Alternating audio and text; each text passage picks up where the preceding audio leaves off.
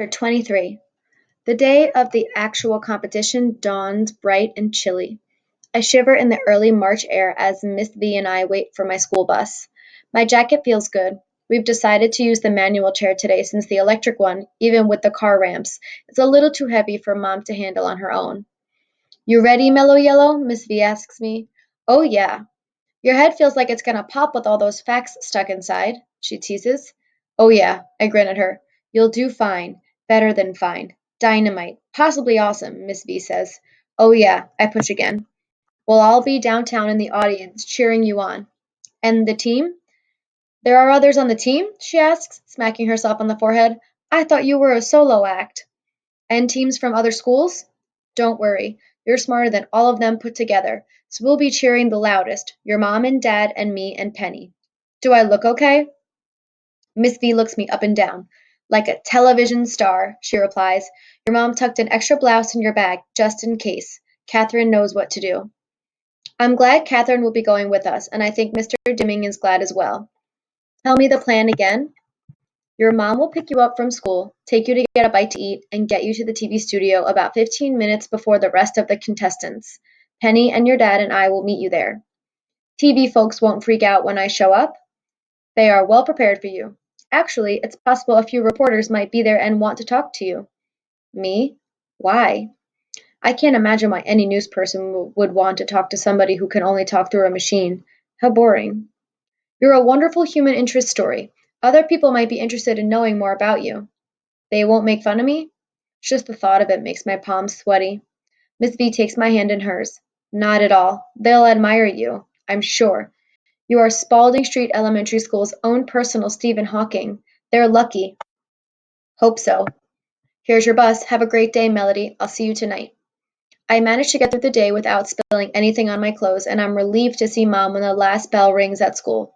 After a quick meal of macaroni and applesauce in the car, smart Mom, nothing red, we head downtown. We find a handicapped parking spot right in front of the studio, and after the usual unloading of the chair down the car ramp, seating me in, strapping me in, then attaching Elvira, we roll inside.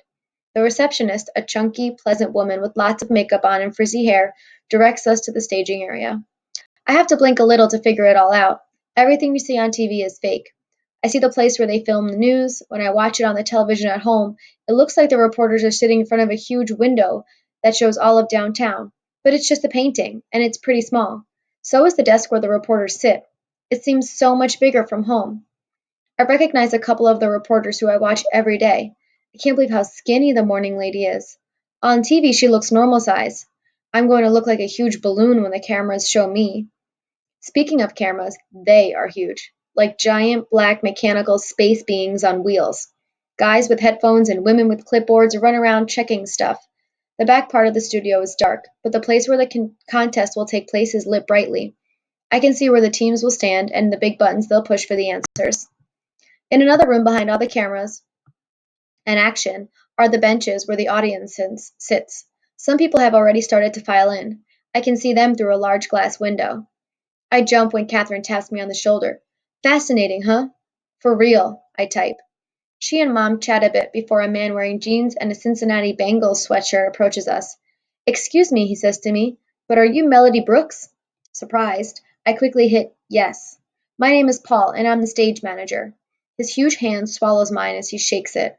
I'm glad you're here early. Let's see if we have you set up correctly. We're really glad to have you participate. He spoke directly to me, not Mom or Catherine. I like him right away. We roll across the studio, careful to avoid cords and wires, and enter the area where the competition will take place. This is where the members of each team will stand, he explains. They each have four large buttons to push. Red for the letter A, blue is for the letter B, yellow for the letter C, and D, of course, is green. I nod. And here, Miss Melody, is where you will sit, right next to your teammates. I have rigged a special answer board for you, so it's adjusted to the height of your wheelchair. He looks pretty proud of himself as he shows me the setup. Wow, I type, this is perfect. How did you know? My son is in a wheelchair, he says with a shrug. I build stuff for Rusty all the time, but there's no way he can do what you are about to do. He kneels down so he could look me in the eye. Knock their socks off, champ. Rusty will be watching. Okay, I type, for Rusty.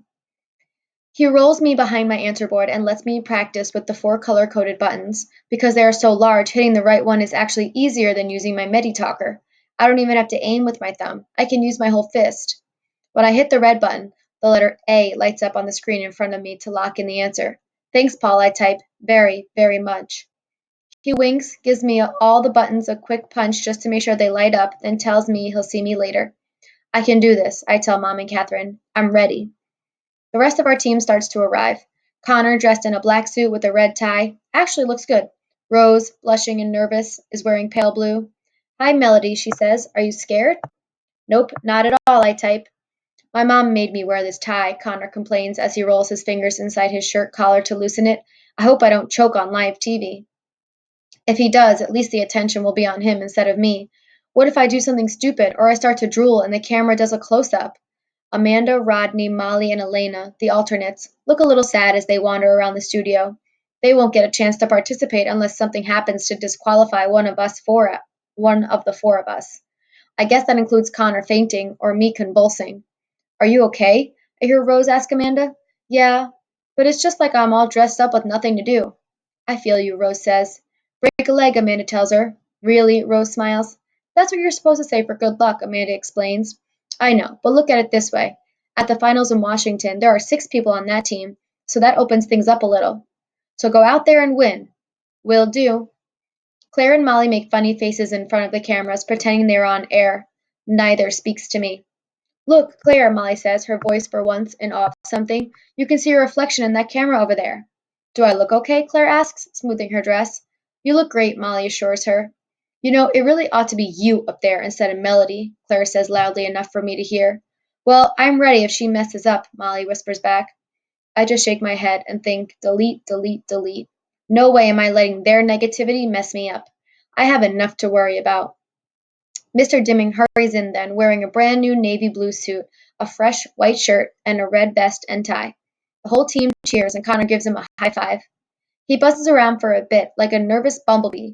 He checks on details, wishes us all good luck, then goes to sit in the observation area.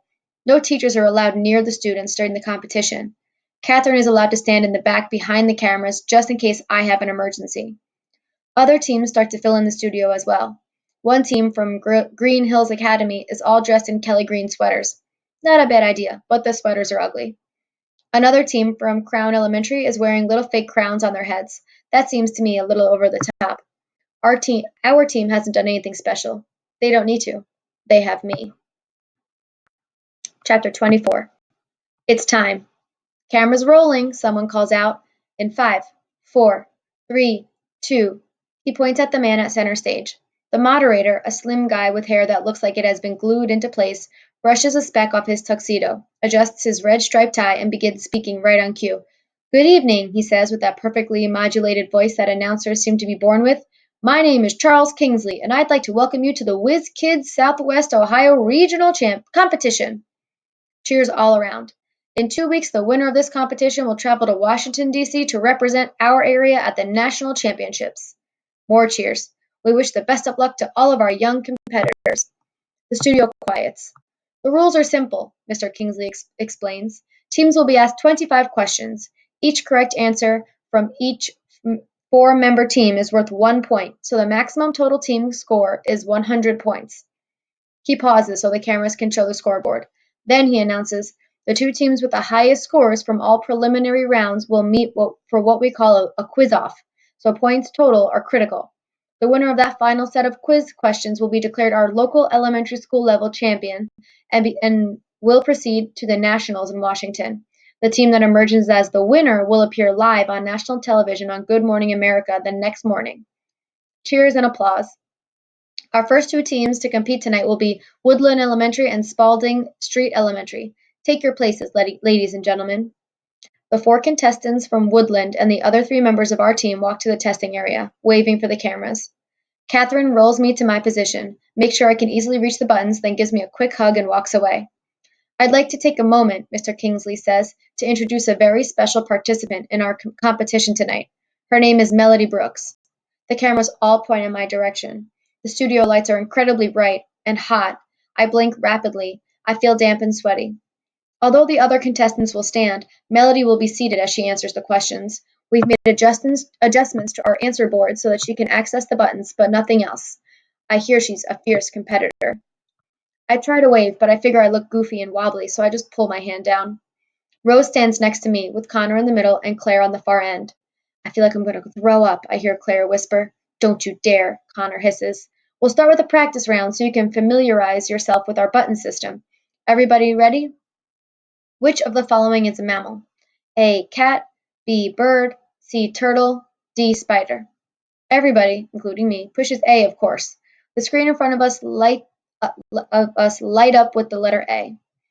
Don't you wish all the questions would be that easy? Mr. Kingsley asked, chuckling. Yeah, right.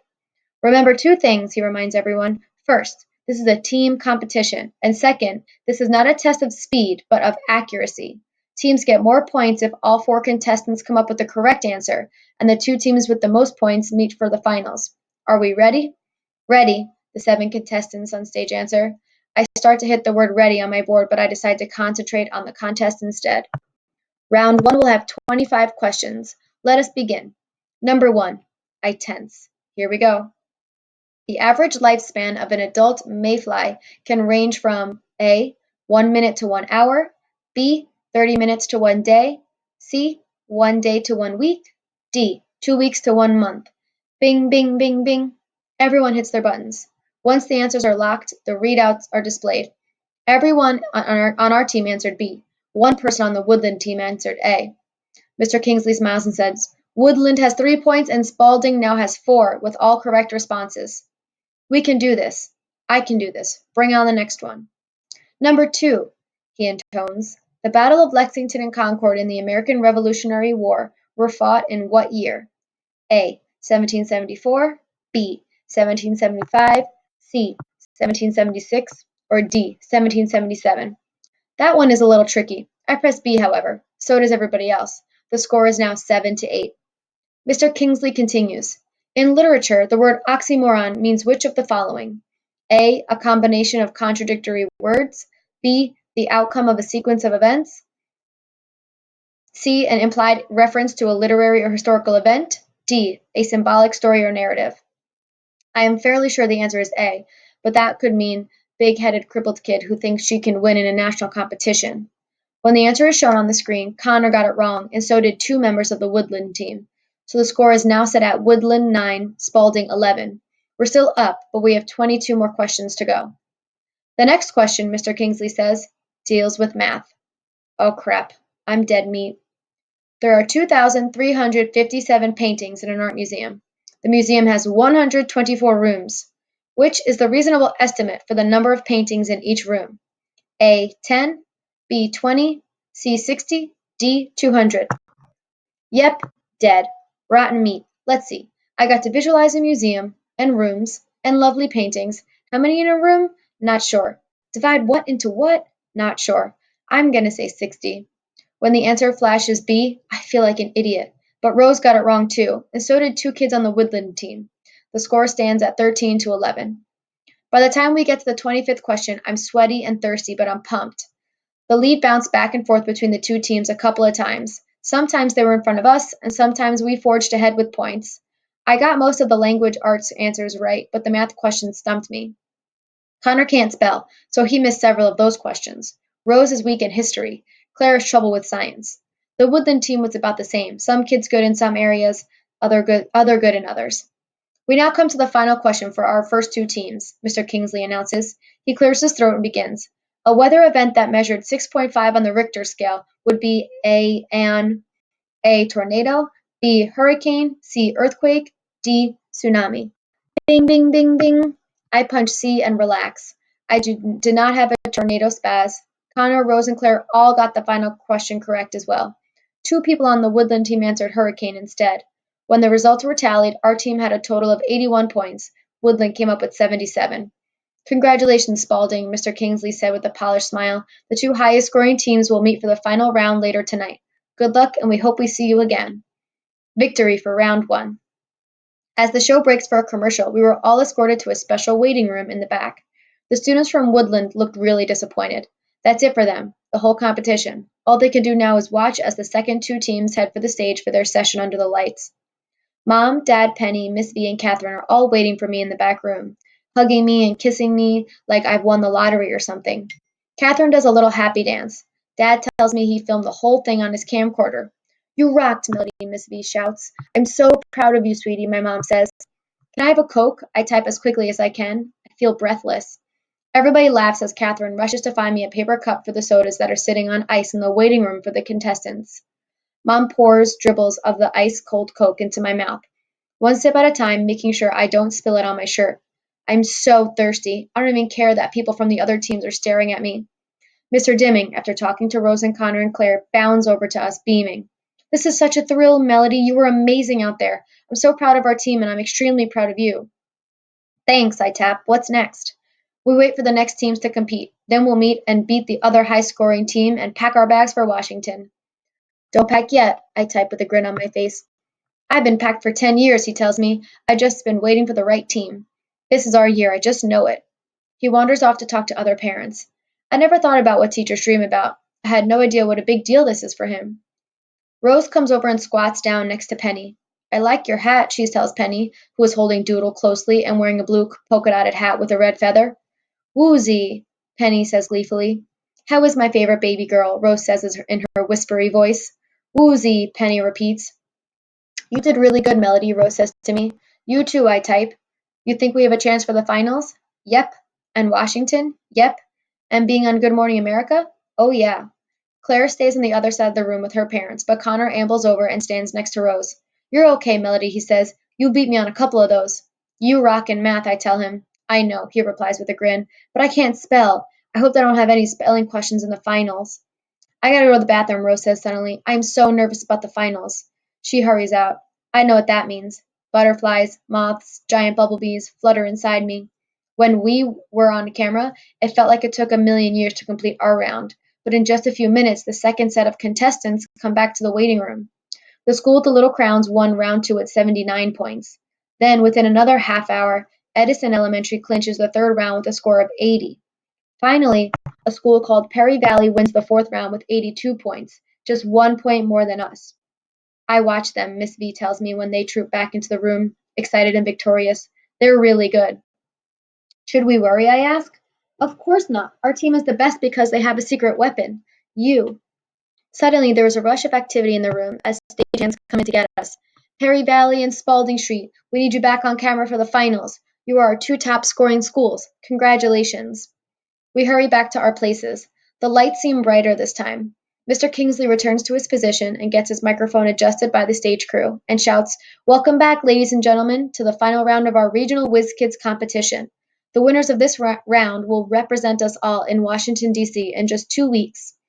All members of the winning teams, along with their chaperones, will receive an all-expensive paid trip to our national's capital, 3 nights in a hotel and tours of the city. Trophy, trophy, someone yells. Oh, the famous Whiz Kids Championship Award. The winning team in Washington gets to take home that huge golden trophy.